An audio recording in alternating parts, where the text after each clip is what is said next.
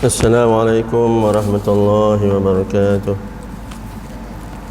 A'udzu billahi minasyaitonir rajim. Bismillahirrahmanirrahim. Alhamdulillahi rabbil alamin. Wassalatu wassalamu ala asyrafil anbiya'i wal mursalin wa ala alihi wa sahbihi ajma'in.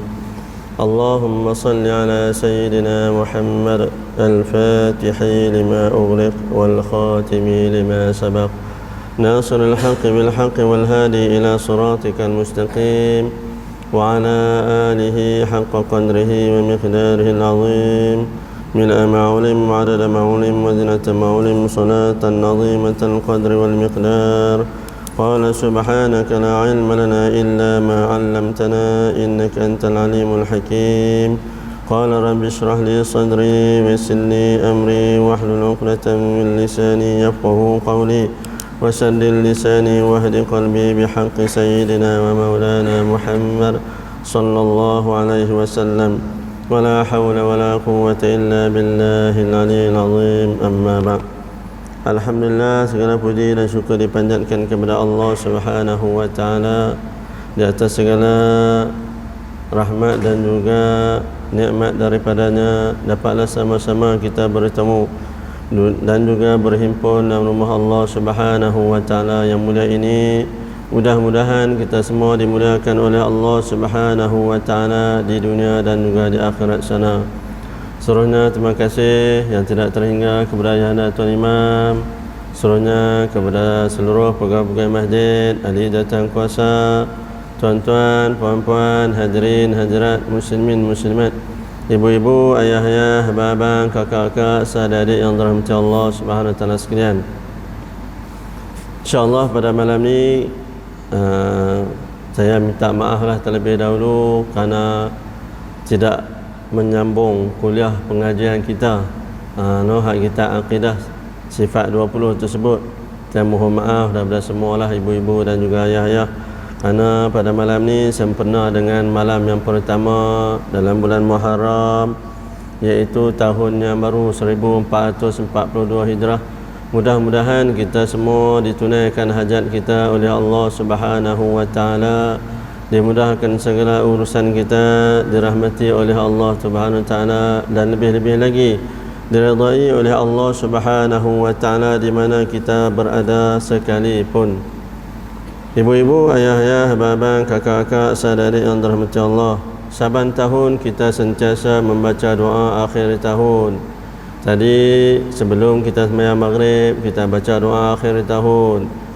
Dan yang kedua, selepas saja kita sembahyang maghrib tadi kita baca doa awal tahun.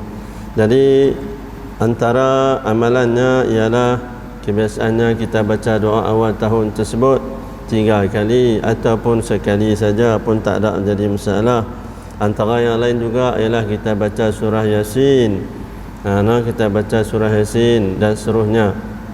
Jadi semua itu adalah sebahagian daripada perkara-perkara yang baik yang pernah dilakukan oleh para salafus salih ataupun para alim ulama terdahulu. Walaupun ada sebahagian yang mengatakan amalan yang dilakukan oleh kita ni tiada sandarannya yang sahih. Rasulullah tak pernah cerita pun, sebab Rasulullah hijrah hari yang lain, waktu yang lain, sedangkan tahun hijrah yang kita lakukan ialah ijtihad daripada Sayyidina Umar radhiyallahu anhu. Sayyidina Umar sahaja yang istiharkan bahawa tahun permulaan Islam ialah bermulanya pada bila? Iaitu pada awal Muharram. Sedangkan Rasulullah bukan hijrah bermula daripada bulan Muharram. Jadi apa pun kita mengharapkan daripada Allah Ta'ala berdasarkan ijtihad dan juga berdasarkan amalan para alim ulama yang terdahulu. Allah terima juga amalan kita, walaupun hari ini kalau ada orang kata hampa ni buat bid'ah. Sebab apa? Sebab Rasulullah hijrah bukan mula hijrah bulan Muharram. Rasulullah hijrah bulan apa? Bulan Safar. Rasulullah hijrah bulan Safar. Rasulullah sampai bulan Rabiul Awal di Madinatul Munawwarah.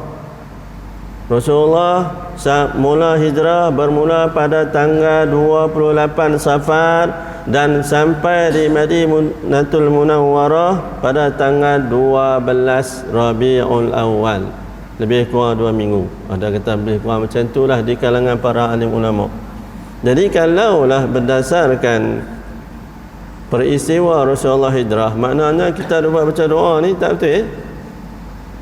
Sebab apa? Sebab kita baca doa awal Muharram. Ibarat dia macam tu. Jadi kita ni mengharapkan daripada Allah Ta'ala dengan ijtihad sebahagian para alim ulama yang buat baca doa akhir tahun dan juga baca doa awal tahun.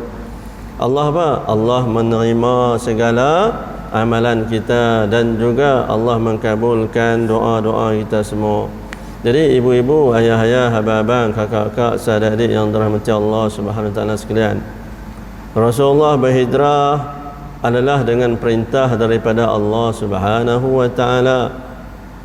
Sebab apa? Sebab berada di kota Makkah tersebut selepas 10 tahun, 13 tahun Rasulullah berada di kota Makkah, hanya sebahagian kecil di kalangan para sahabat ataupun pada penduduk pada waktu tersebut yang memeluk agama Islam di bawah tangan Rasulullah. Orang yang budak-budak dengan orang tua. Orang muda tak mau terima. Budak-budak dengan orang yang tua saja. Yang orang muda-muda ni tak mau terima. Yang muda ni boleh kira dengan jari. Allahu Akbar. Yang kata muda ni 20 sehingga 40 lah. Yang banyak tu kurang daripada 20 dan lebih daripada 40 belaka. Jadi di kalangan Rasulullah dan juga para sahabat tu, banyaknya ialah yang memeluk agama Islam ialah orang yang berusia dan juga orang yang lemah. Dikatakan bahawa yang memeluk agama Islam pada waktu tersebut ialah orang yang lemah-lemah belaka. Ada yang hebat tu ada, tapi tak ramailah pada zaman tersebut berbanding tentangan yang dihadapi oleh Rasulullah dan juga para sahabat, menghadapi kerenah dan juga penderaan oleh puak Quraisy pada waktu tersebut. Jadi Allah perintahkan kepada baginda Rasulullah untuk keluar daripada bumi Mekah menuju ke kota Madinatul Munawwarah adalah perintah daripada Allah Ta'ala. Hari ini ada tak siapa yang tak hijrah? Tak ada. Kita pun hijrah daripada rumah kita mai ke masjid. Hijrah ni mula bila? Mula zaman Nabi Allah Adam AS. Hijrah daripada syurganya turun ke bumi. Semua dah berlaku dah. Cumanya kita hari ini mengambil peristiwa hijrah tersebut yang lebih besar, iaitu baginda Rasulullah SAW berjaya tertegaknya sebuah tamadun ataupun kerajaan Islam yang kuat bermula di Madinatul Munawwarah. Allahu Akbar. Jadi ibu-ibu, ayah-ayah, abang-abang, kakak-kakak, saudara-adik yang dirahmati Allah, kita adalah antara orang yang bertuah terpilih oleh Allah Subhanahu Wa Ta'ala menjadi kekasih baginda, menjadi umat baginda Rasulullah sallallahu alaihi wasallam. Nah, kalau Allah nak bagikan kisah yang saya ceritakan dulu, bagaimana kisah Nabi Musa alaihi salam yang didatangi oleh seorang pemuda yang masuk dalam rumah. Masuk dalam rumah Nabi Musa pernah nampak sampai tercabut biji mata. Nabi Musa pernah nampak pemuda tersebut tercabut biji mata. Sebab apa? Sebab dia rasa marah pemuda tersebut masuk dalam rumah dia. Allahu Akbar. Bayangkan, Nabi Musa penampak, hanya sekali penampak tercabut biji mata. Kalau kita hari ini kena penampak mampus terus. Pasal kepala duduk tak mana, badan duduk tak mana. Tak pun silat-silat Hawin duduk tak mana, kita pun tak tahu. Hebatnya kekuatan Nabi Musa pada zaman tersebut. Jadi pemuda tersebut balik jumpa Allah Ta'ala. Wahai Tuhan, Nabi Musa tak tahu itulah malaikat maut yang datang berjumpa dengan dia. Nabi Musa balik, malaikat tersebut, pemuda tersebut yang menyerupai, malaikat yang menyerupai pemuda tersebut balik berjumpa dengan Allah Ta'ala. Wahai Tuhan, Engkau datangkan aku, Engkau pergi aku, Engkau suruh aku berjumpa dengan seorang Nabi yang tak mau mati. Hang tengok muka aku ni macam mana, kena penampak tercabut biji mata. Malaikat ni, pemuda tu ambil biji mata tu buat balik. Malaikat ni ambil biji mata tu, hati cabut jatuh atas lantai tu, ambil buat balik jumpa Allah Ta'ala. Allah Ta'ala pulihkan dengan serta merta, dengan kekuasaan Allah dan juga kemuliaan keagungan Allah Subhanahu wa Ta'ala.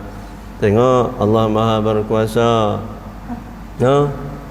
Allah katakan kepada malaikat, wahai malaikat, hampirlah jumpa dengan kekasihku kalimullah, iaitu Musa alaihi salam. Pergi jumpa dengan dia, bagi tahu kata hang ni wakil daripada aku, hang bagi tahulah hang nak mai cabut nyawa dia. Kalau dia tak bagi cabut nyawa jangan cabut nyawa kekasihku. Kalau dia tak izinkan, kalaupun dia tak setuju, jangan duk cabut nyawa. Jangan duk cabut nyawa dia. Kemudian suruh dia pegang, ambil seekor kambing, letakkan sebelah tapak tangannya di atas belakang kambing tersebut. Setiap helai bulu yang kena tapak tangannya dipanjangkan umurnya 1 tahun. Dipanjangkan usianya 1 tahun Nabi Musa tersebut. Jadi malaikat pun pergilah jumpa dengan Nabi Musa dalam terketak-ketak. Bolehkah Nabi Musa nak terima dengar cakap aku ni? Kalau kita taubat lahum lah, aku tak pi dah. Kena penampak macam tu. Hak tu baru kena penampak, tak kena terajang Contohlah kan, contoh ya. Jadi Nabi Musa, malaikat pun turun berjumpa dengan Nabi Musa alaihissalam. Wahai Musa, aku adalah utusan daripada Allah Ta'ala. Aku adalah malaikat maut yang datang untuk mencabut nyawa kamu. Bila Nabi Musa nampak saja malaikat tadi hak pemuda tersebut, bila kata macam tu, mula-mula dia rasa geram. Pasal apa masuk lagi? Hang berani masuk lagi Allahu akbar. Kita ni pak menakan ya pun jenis panas baran. Aku tak beranilah, minta maaf. Hampa nak sembang pergi sendiri. Aku tak berani. Pak menakan aku bukan kata ni dia siap keluar parang lagi hampa duk pergi sembang tak ketahuan. Contohlah kan. Allahu akbar.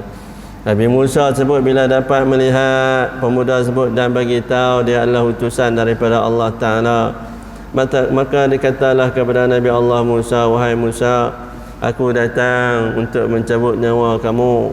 Kalau hang tak mau bagi aku cabut nyawa, Allah perintahkan supaya engkau datangkan, ambillah seekor kambing, kemudian letakkan sebelah tapak tangan kamu di atas belakang kambing tersebut. Sebanyak mana bulu yang kena tapak tangan kamu itu, Allah berikan kepada kamu 1 tahun umur kamu yang bertambah. Allahu akbar. Cuba kita bayangkan, setahun 1 bulu. Berapa ni satu tapak tangan ni, berapa bulu? 500,000 helai bulu kambing biri-biri. Ni satu tapak tangan ni bulu biri-biri tu 500,000 helai bulu biri-biri. Bayangkan, maknanya 500,000 tahun Nabi Musa umur dia lagi panjang. Kalau kira-kira balik kita dengan Nabi Musa, lah ni tak jadi lagi umat Muhammad. Rasulullah pun tak lahir lagi, tak akan dibangkitkan lagi. Pasal apa? Nabi Musa pun tak mati lagi. Allahu akbar. Sebab kita dengan Nabi Musa berapa ribu tahun? Kita dengan Nabi Isa 600 tahun. Nabi Isa maknanya Rasulullah dilahirkan pada tahun 571 Masihi.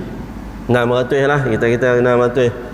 Nabi Isa, Rasulullah dengan Nabi Isa 600 tahun. Nabi Isa dengan Nabi Musa 1400 tahun. Maknanya pada tahun 600 Masihi tersebut, usia Rasulullah dengan Nabi Musa ialah 2000 tahun. Pada tahun 600 lah ni tahun bila? 2000 apa? 2020. 2020 tolak 600, lebih kurang 1400. 1400 campur dengan 2000, maknanya baru 3400 tahun. Maknanya kita ni kalau berdasarkan kisah tersebut, Nabi Musa pun tak mati lagi. Silat-silat hari bulan kita jadi umat Nabi Musa alaihissalam. Allahu akbar. Silat-silat hari bulan kita jadi umat Nabi Allah Musa alaihissalam. Pasal apa Nabi Musa tak mati lagi? Tapi bila dengar saja oleh malaikat maut tersebut, Nabi Musa kata, wahai utusan Allah, cabutlah nyawaku, aku tak sanggup dah nak duduk dunia ni, pasal aku rindu pada Allah Ta'ala. Kita kalau malaikat boleh mai bagi salam macam tu, oh seronok noh. Tuan Syekh, dia tak panggil Tuan Syekh, silap banyak dia panggil Tuan Syekh. Dia panggil apa? Muhammad Usamah. Aku nak tanya hang, aku nak cabut nyawa hang nak bagi tak? Agak-agak nak bagi tak? Kalau malaikat boleh mai tanya yang tu, senang je dah noh. Malaikat mai tanya, Allahu Akbar, senang kita ada mai bagi salam yang tu, Allahu Akbar. Tunggu sah, anak aku kecil lagi baru nombor 2. Tunggu bagi cukup 10 dulu, contohlah kan. Allahu Akbar. Contohlah kan. Dah malaikat mai tak ada arah. Dia mai tahu mai tiba masanya, habislah masa umur kita semua. Allahu Akbar. Alhamdulillah pada malam ni Allah masih lagi memberikan kesempatan, nikmat kepada kita semua. Jadi ibu-ibu, ayah-ayah, abang-abang, kakak-kakak, sahabat-adik yang dirahmati Allah, Rasulullah berhijrah adalah semata-mata perintah daripada Allah Ta'ala untuk mewujudkan sebuah kerajaan yang kuat. Perpaduan di antara puak muhajirin dan juga ansar, dan di kalangan ansar, Aus dan juga Khazraj telah berperang selama 200 tahun. Aus dengan Khazraj ni duk perang selama 200 tahun. Tak ada siapa boleh menyatukan mereka, tetapi dengan kalimah La ilaha illallah Muhammadur Rasulullah boleh bersatu. Allahu Akbar. Buang segala persekongkolan, buang segala dendam, buang segala salah faham, semua buang. Allahu Akbar. Itu kemuliaan kataan La ilaha illallah Muhammadur Rasulullah. Terbayangkan pada zaman baginda Rasulullah SAW, yang ada pada waktu tersebut hanya orang-orang yang lemah di samping baginda. Allah perintahkan sampailah Rasulullah pergi ke Madinatul Munawwarah. Bayangkan dalam keadaan yang susah payah, Rasulullah terpaksa berhijrah keluar, walaupun dia sayang kepada bumi Mekah, tempat kelahirannya, di mana ibu dan ayahnya dan segala tok nenek moyangnya berada di situ. Allahu Akbar.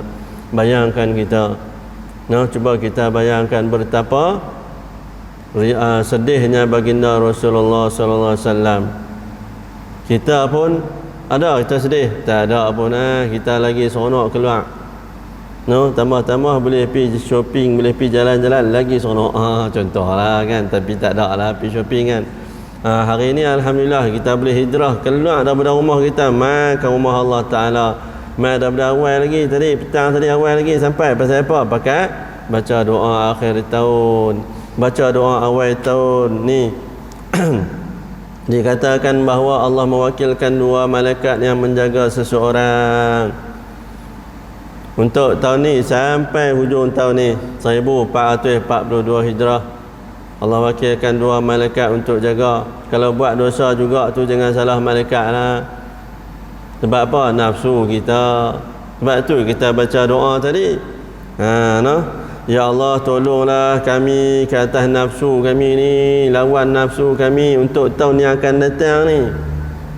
Ya Allah, Han tolonglah kami, bagi kami boleh lawan dengan hawa nafsu kami yang sentiasa tidak mahukan kebaikan. Tak ada nafsu kita ni semua ke arah benda yang tak elok belaka.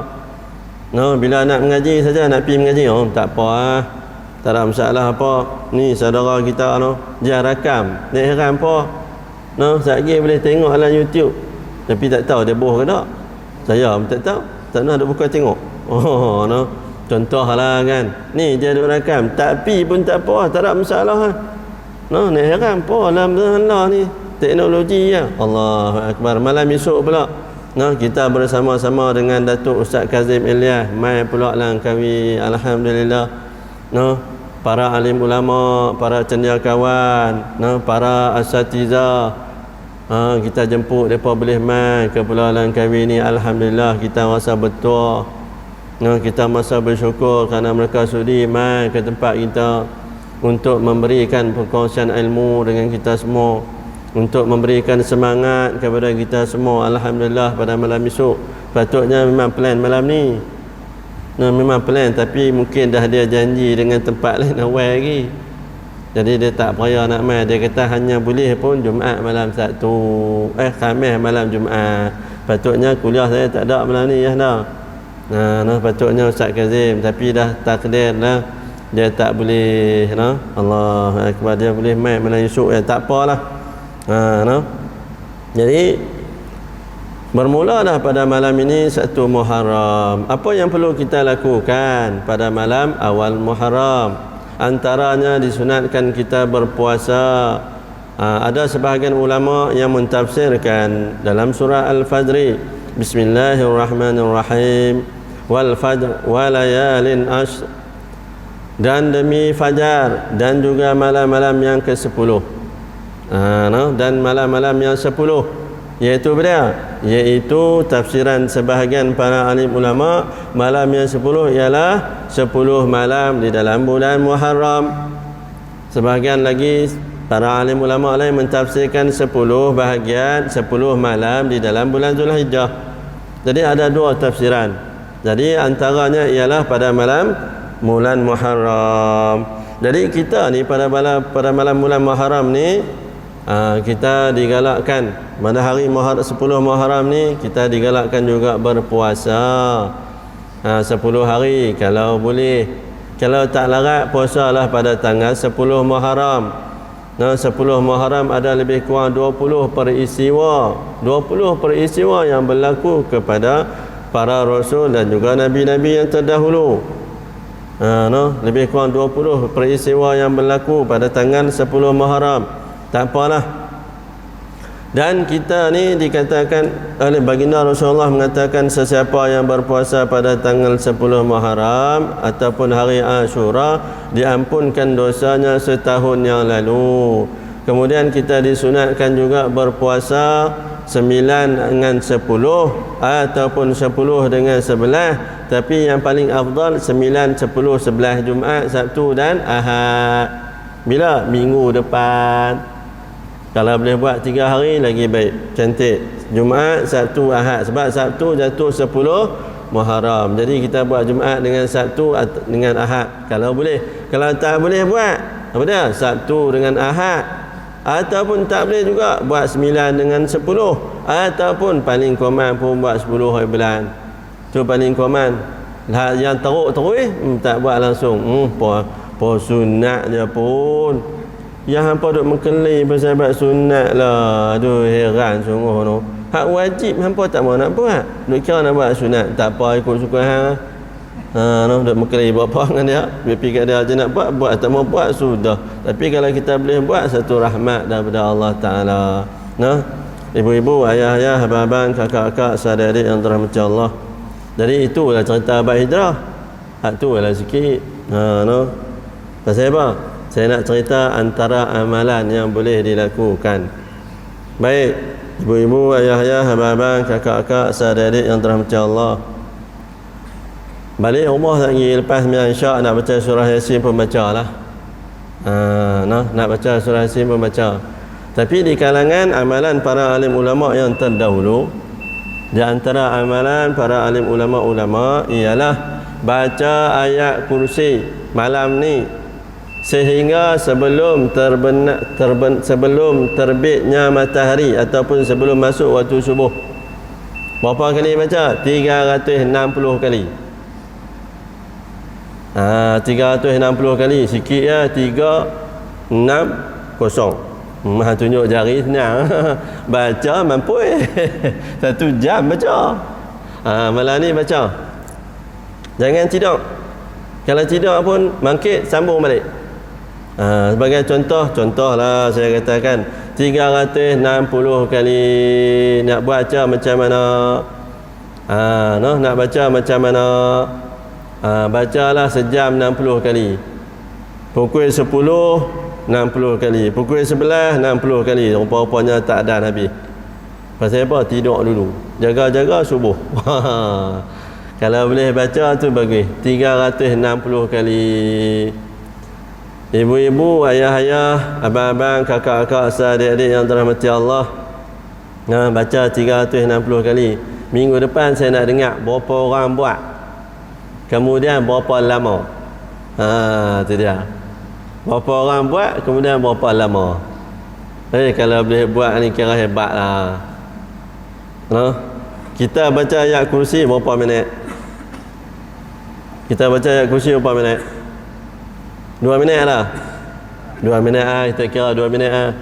2 minit 360 bahagi dengan 2 minit, berapa jumlah dia? 180 minit bahagi dengan 60 minit, maknanya 3 jam. 3 jam kita ambil masa 3 jam untuk baca ayat kursi. Allah dia punya baca laju. Pasal apa? Nak bagi habis 360. Allah tengok habis. Tengok tak tahu pergi tahu mana. Bantau pun pinau habis, suara pun keluar, tak keluar suara. 360 kali 3 jam. Kalau boleh buat, alhamdulillah. Tu yang pertama. Buat baca 360 kali. Pasal apa? Pasal apa 360 kali? Kita nak mengambil kemuliaan ayat kursi. Siapa baca sekali menyamai satu harinya terpelihara dirinya. Jadi buat 360 kali. No? Contohlah, kalau boleh buat, kalau tak boleh buat 36 kali. Hak tu lagi senang. Kalau Tuan Syekh abang awal 36 kali kan senang. Tak ada. Sorry, hanya ada satu saja, 360. 36 tak ada dalam nisbah. Tapi kalau nak buat juga boleh buatlah, buat bila. Pasal apa? 36 Allah gandakan kepada 10 kali ganda, jadi 360. Contohlah kan, habis punya kan, buat pi ikut suka hampa, saya habaq. Nah, boleh buat, rasa tak boleh buat 360, buat 36 kali, silakanlah. Pasal apa? Nak ambil kata dah 10. No, satu kebaikan yang kita lakukan Allah gandakan kepada 10. Jadi 36 darat 10, 360.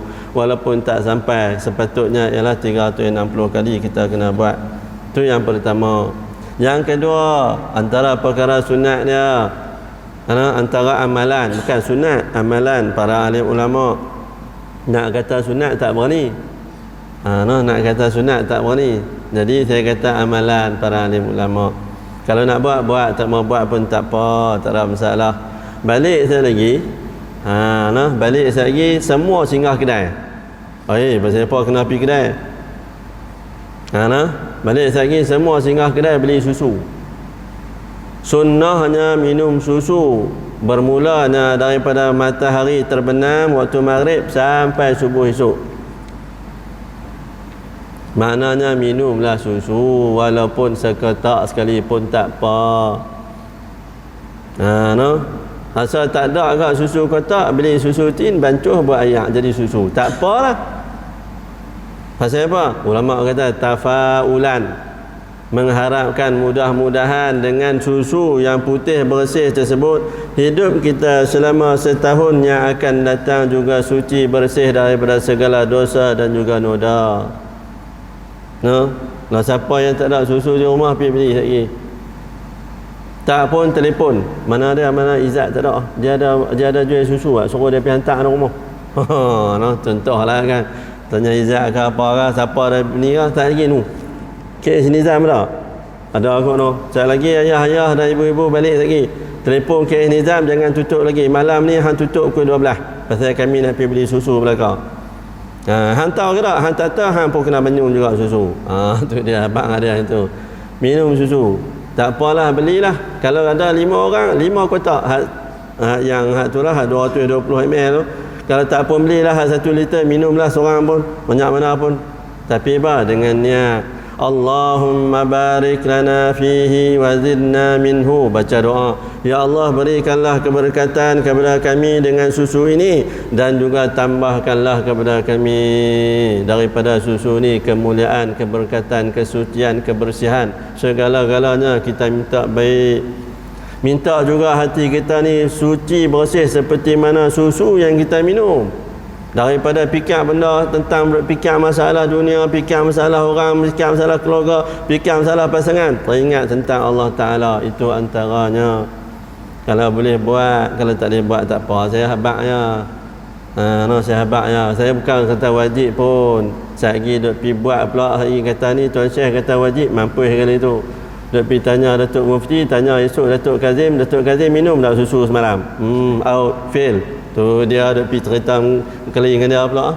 Tak payah. Buat sendiri. Kalau rasa nak buat. Tak ada masalah apa. Jadi 2 amalan. Tu yang kedua. Yang pertama tadi saya kata ayat kursi. Yang kedua minum susu. Ayah anda minta maaf nak ambil masa sikit lagi noh.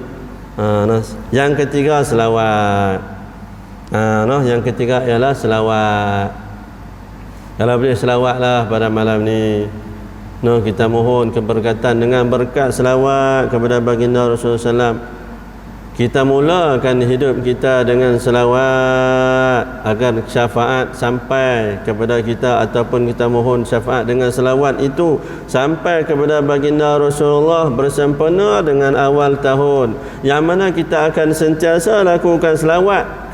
Mudah-mudahan kita akan sentiasa berselawat kepada baginda Rasulullah SAW untuk tahun yang akan datang. Maknanya setahun tersebut. Allahu Akbar. Kalau boleh macam tu, Allahu Akbar. Kalau kita boleh buat, alhamdulillah. Selawat banyak mana? Terpulanglah. Kalau boleh buatlah 100 kali. Kalau tak larat buat 300. Mampu kali tu tak 100, tak larat buat 300. Tak apa, buatlah, buat. Dengan Aisyah buat. Buatlah. Ambillah, mohonlah dengan syafaat baginda Rasulullah agar Allah mudahkan segala urusan kita. Lebih-lebih lagi urusan kita di akhirat nanti. Kisah bagaimana Rasulullah punya sayang kepada kita semua. Rasulullah terlalu sayangkan umatnya. Di aras Allah Ta'ala tersebut ada mimbar, di mana 2 mimbar yang ada di samping aras Allah Subhanahu Wa Ta'ala. Satu mimbar di sebelah kanan, daripada sana belah kanan lah, atau daripada sini belah ni belah kanan. Okey, baik. Mimbar ni, kalau kita belah ni lah, contoh saya duduk belah ni, mimbar belah kanan. Belah kanan ialah mimbar Nabi Allah Ibrahim AS, dan mimbar di sebelah kiri ialah mimbar baginda Rasulullah SAW.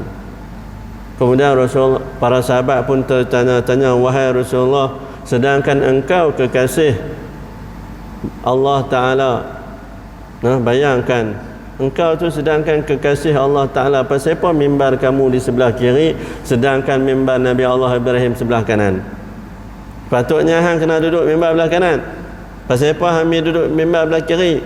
Rasulullah kata, aku terlalu rindukan umatku, aku terlalu sayangkan umatku. Sebab itulah aku pilih mimbar duduk sebelah kiri, kerana di sebelah kananku ialah jalan menuju ke syurga, dan di sebelah kiriku jalan menuju ke neraka. Aku akan naik di atas mimbar tersebut. Aku akan tunggu, aku akan tengok umatku seorang demi seorang masuk ke dalam syurga. Aku tidak akan membiarkan umatku masuk ke dalam neraka. Tu Rasulullah SAW punya sayang pada kita semua. Rasulullah naik atas mimbar, bila malaikat nak bawa umat dia, bila nak bawa umat dia masuk ke dalam neraka, Rasulullah pun sujud pada Allah Ta'ala. Rasulullah sujud pada Allah Ta'ala, minta daripada Ya Allah, Ya Allah, ampunilah umatku ni, ampunilah umatku ni, Ya Allah. Selagi mana Engkau tak berikan syafaat, selama itulah aku tidak akan angkat kepala aku. Allahu Akbar. Cuba kita bayangkan betapa sayangnya Rasulullah. Dan Allah kata, tak apalah, silakanlah apa yang kamu nak buat. Maka Rasulullah pun angkat kepala. Rasulullah kata kepada malaikat, wahai malaikat, hang jangan bawa masuk umatku masuk dalam neraka, aku tak redha. Aku tak redha hang bawa masuk umatku dalam neraka, aku tak redha. Tu dia, bayangkan Rasulullah punya sayang. Rasulullah kata kepada malaikat, hang bawa balik pergi tempat timbang, hang bawa balik, aku nak tengok sendiri. Aku nak tengok sendiri macam mana pahala dia, macam mana pahala dengan dosa dia. Aku nak tengok sendiri. Allahu Akbar. Bayangkan Rasulullah punya sayang. Dia suruh patah balik, patah balik, timbang tengok, oh rupanya dosa lebih berat daripada pahala. Maka malaikat kata, wahai kekasih Allah, sesungguhnya sebab itulah aku diperintahkan bawa dia masuk ke dalam neraka, sebab pahala dia kurang. Rasulullah kata kepada malaikat, tunggu sat, aku ambil selawat aku bubuh dari timbang amalan pahala dia. Ambil selawat tersebut, bubuh di timbang, maka beratlah pahala tersebut daripada dosa. Maka Rasulullah kata, malaikat, hang tengok tu pahala dia berat kan? Lalu hang bawa dia masuk neraka, masuk syurga. Allahu Akbar. Bayangkan betapa besarnya ganjaran pahala selawat. di mana baginda Rasulullah boleh bagi syafaat kepada kita nanti. Sebab itulah kita mulakan azam kita juga pada tahun ni tidak akan meninggalkan selawat kepada baginda Rasulullah SAW. Nah, malam ni nak buat-buatlah. Tapi pastikan bagi ada bilangan. Nak buat 100 ke, 300 ke, 500 ke, 700 ke, 1000 ke, silakanlah. Kalau rasa tak larat, buat yang paling mudah, iaitu 100 cukup lah. Pasal apa? Ayat kursi 360. Oh, penat. 360 yang ada. 360 kalau boleh buat, alhamdulillah. Kalau tak boleh buat pun nak buat macam mana, minta Allah tolonglah. Bagi kekuatan kepada kita. Jadi buatlah malam ni. Malam ni buatlah antara amalannya. Itu yang ketiga, iaitu selawat. Kalau boleh buat 100 kali buat. Buatlah 100 kali. Baik. Itu yang ketiga. Yang keempat iaitu sedekah. Sedekah. Esok bagi disunatkan juga kita bersedekah bermula daripada sembahyang subuh sampai sembahyang maghrib. Jadi kalau esok ni siapa main sembahyang subuh esok ni, bohlah dalam tabung tu. Lepas tu main sembahyang zuhur, boh tabung. Boh sembahyang asar, boh tabung. Maghrib pun boh tabung. Doalah, minta daripada Allah Ta'ala berikan keberkatan dan juga kesihatan. Mintalah daripada Allah Ta'ala, tak ada apa. Sunat kita memohon doa daripada Allah Ta'ala daripada selepas kita melakukan kebaikan. Sunat. Jadi kita buat duit tu kerana Allah Ta'ala, kita minta daripada Allah Ta'ala. Sebab dia yang bagi kat kita. Rezeki yang dia bagi kat kita ni, hak tu juga kita bagi balik. Minta doa daripada Allah Ta'ala, tak ada masalah apa. Kalau boleh esok macam tu lah. Kalau siapa-siapa yang ada rezeki lebih tu, dia bolehlah minta kepada Allah Ta'ala, ya Allah berilah keberkatan dan murahkanlah rezekiku, luaskanlah rezekiku. Tu sebagai contoh antara amalan yang boleh kita lakukan bersempena dengan Muharram. Dan juga pada 10 Muharram telah lagi lah buat kenduri, iaitu apa? Bagi orang makan ataupun sedekah dan sebagainya.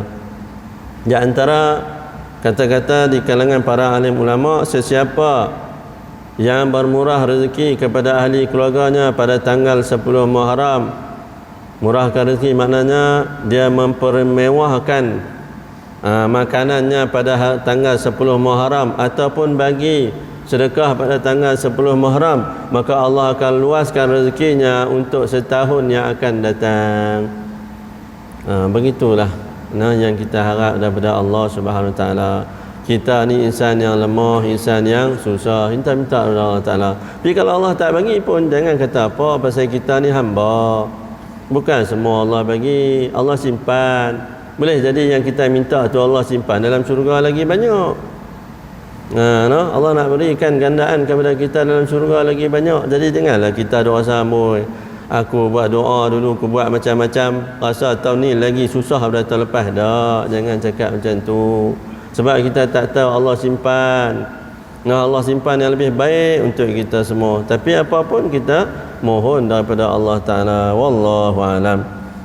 Jadi ibu-ibu, ayah-ayah, abang-abang, kakak-kakak, sahabat-adik yang dirahmati Allah, itulah sebahagian perkongsian ilmu pada malam ni. Saya mohon daripada ibu-ibu dan juga ayah-ayah yang ada kelapangan, yang ada kekuatan, buatlah. Yang pertama saya katakan tadi iaitu baca ayat kursi 360 kali. Yang kedua, minum susu. Yang ketiga, apa dia? Selawat. Yang ketiga selawat. Yang keempat sedekah. Sedekah.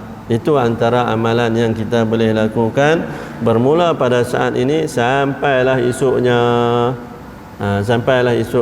Wallahu alam. Jadi sampai di sini saja ibu-ibu, ayah-ayah, abang-abang, kakak-kakak, sahabat-adik yang dirahmati Allah. Yang baik itu datang daripada Allah Subhanahu Wa Taala, yang kurang dan juga lemah itu adalah daripada diri saya sendiri. Aku qali hadza wa astaghfirullahal azim li wa lakum wa sairil muslimin wal muslimat wal mu'minin rahmatika ya arhamar rahimin. أعوذ بالله من الشيطان الرجيم. بسم الله الرحمن الرحيم. الحمد لله رب العالمين والصلاة والسلام على أشرف المرسلين وعلى آله وصحبه أجمعين. اللهم انفعنا بما علمتنا وعلمنا ما ينفعنا ورب زدنا علما ورب زدنا علما ورب زدنا علما. اللهم اجعل جمعنا هذا جمعا مرحوما وتفرقنا من بعده تفرقا معصوما. ربنا آتنا في الدنيا حسنة وفي الآخرة حسنة وقنا عذاب النار وقنا عذاب النار وقنا عذاب النار. وصلى الله على سيدنا محمد والحمد لله رب العالمين.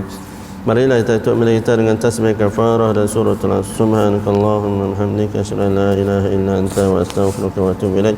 Bismillahirrahmanirrahim. Allahumma salli fi khusul ladzina amanu wa amilus solihat wa tawassaw bil haqqi wa tawassaw bis sabr. Sekian, wabillahi taufiq wal hidayah. Wassalamualaikum warahmatullahi wabarakatuh. Saya ucapkan selamat menyambut tahun baru Hijrah 1442. Wallahu a'lam.